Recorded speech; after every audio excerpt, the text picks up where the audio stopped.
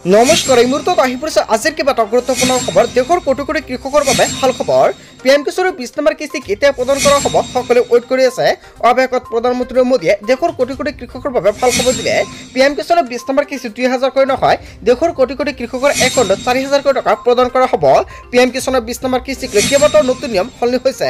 লগতে লাখ লাখ মহিলাগোটৰ একাউণ্টত 10000 কোটি টকা প্ৰদান কৰা হ'ব। 1 আগষ্টৰ পৰা প্ৰতিগৰাকী মহিলা একাউণ্টত এই ধনৰাশি প্ৰদান কৰিব চৰকাৰৰ ফালৰ পৰা। মুখ্যমন্ত্ৰী ডক্টৰ হিমন্ত বিশ্ব শৰ্মাই ডাঙৰ মন্তব্য কৰিছে। লগতে লাখ লাখ মহিলাই নতুনকৈ লাভ কৰিব অৰুণোদয় আঁচনি। যিসকল ব্যক্তি অৰুণোদয় 3.0 আবেদন কৰিছে সেইসকলৰ একাউণ্টত 1250 টকা প্ৰদান কৰাৰ বাবে ব্যৱস্থা কৰিছে চৰকাৰে। লগতে কেইবাটাও ৰাজনৈতিক খবৰৰ লগতে অৰাজনৈতিক খবৰ যুগুত কৰা হৈছে আজিৰ দিনটোত। গোটেই অসম তথা ভাৰতৰ বিভিন্ন প্ৰান্তৰ পৰা যুগুত হৈছে কেইবাটাও ডাঙৰ খবৰ। এনেবোৰ খবৰ নিতৌ পাই থাকিবলৈ চেনেলটি ছাবস্ক্ৰাইব কৰি ভিডিঅ'ত এটা লাইক কৰিবলৈ নাপাহৰিব।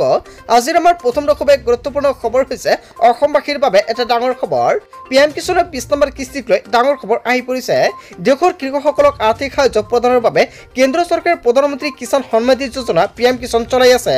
এই আঁচনিৰ অধীনত প্ৰতি বছৰে কৃষকসকলক 6000 কোটি টকাৰ আৰ্থিক সাহায্য প্ৰদান কৰা হয়, যিটো 2000 কৰি তিনিটা কিস্তিত চৰকাৰে কৃষকসকলৰ একাউণ্টত ডিপিটি যোগে হস্তান্তৰ কৰে। আৰু প্ৰতিগৰাকী কৃষকে ৱেইট কৰি আছে পিএম কিষাণৰ 20 নম্বৰ কিস্তিক লৈ। কেতিয়া আহিব প্ৰধানমন্ত্ৰী কিষাণ সন্মান নিধি আঁচনিৰ 20 নম্বৰ কিস্তিৰ ধনৰাশি?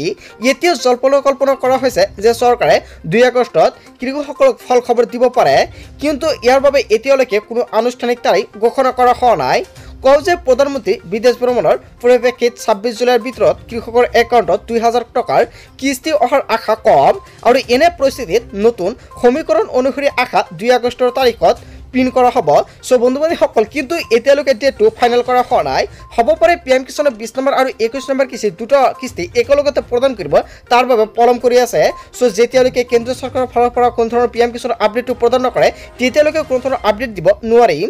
বহুতে কমেণ্ট কৰি আছে কেতিয়া চৰকাৰৰ ফালৰ পৰা টকাটো প্ৰদান কৰা হ'ব। আপোনালোকে ৱেইট কৰি আছে, তেনে ক্ষেত্ৰত আপোনাৰ বাবে ভাল খবৰ, কিয়নো আপোনাৰ একাউণ্টত 4000 কোটি টকা একেলগতে সোমাব পাৰে। লগতে অতি শীঘ্ৰে চেক কৰক আপোনাৰ ষ্টেটাছ পেমেণ্ট প্ৰচিড বুলি দেখুৱাইছে নেকি। যদি পেমেণ্ট প্ৰচিড বুলি দেখুৱাইছে তেনে ক্ষেত্ৰত আপুনি নিশ্চিত থাকক অতি শীঘ্ৰে আপোনাৰ একাউণ্টত এই টকা প্ৰদান কৰা হ'ব। তাৰপিছত অসমবাসী ৰাজুক জনাইছো আমাৰ পৰৱৰ্তী খুব গুৰুত্বপূৰ্ণ খবৰ। লগতে ডাঙৰ খবৰ, ট্ৰাফিক চালান থকা যান বাহনৰ গৰাকীৰ বাবে ডাঙৰ খবৰ আহি পৰিছে। যান বাহনৰ নামত ফাইন থাকিলেও লাভ কৰিব প্ৰদূষণৰ প্ৰমাণপত্ৰ। এতিয়াৰ পৰা নাথাকিব জৰিমনা থকা বাহনৰ PUCC জাৰিত অসুবিধা। ট্ৰাফিক চালান থাকিলেও পৰিবহণ বিভাগে দিব লাগিব বাহনৰ PUCC। সংশোধিত আইন নাছিল PUCC প্ৰদানত নিষেধাজ্ঞাৰ কথা, কিন্তু এৰাইচি ছফ্টৱেৰৰ বিসংগতিৰ বাবেহে ইছ্যু হোৱা নাছিল প্ৰদূষণৰ প্ৰমাণপত্ৰ।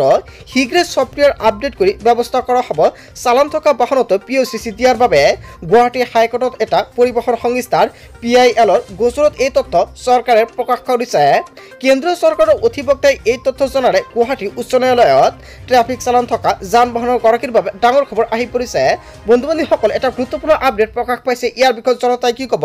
যদি জনতাৰ কিবা মন্তব্য কৰিব লগা থাকে আপোনালোকৰ মন্তব্য নিশ্চয় কমেণ্ট কৰি জনাই দিব। গোটেই অসম তথা ভাৰতৰ বিভিন্ন প্ৰান্তৰ পৰা যুগুত হৈছে কেইবাটাও ডাঙৰ খবৰ। এনেবোৰ খবৰ নিতৌ পাই থাকিবলৈ চেনেলটি ছাবস্ক্ৰাইব কৰি ভিডিঅ'ত এটা লাইক কৰিবলৈ নাপাহৰিব।